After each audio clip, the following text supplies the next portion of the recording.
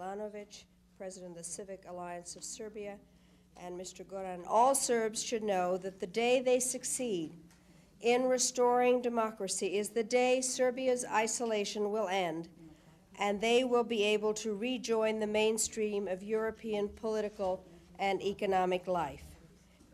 Madam Secretary, if President Milošević, if he wants.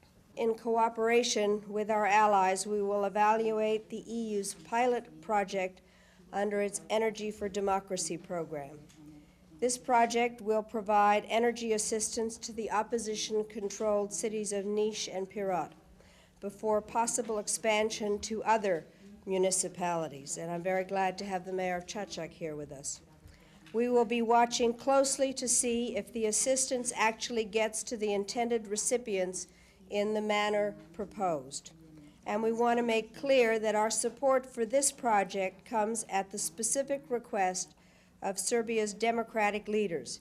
It is they, not the regime in Belgrade, who will deserve credit for each and every energy delivery that is made.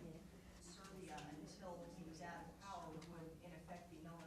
That's right. Mr. Đukanović, as we know, is a close ally of. I find it really, really, really hard to believe that Milošević might win a free and fair election.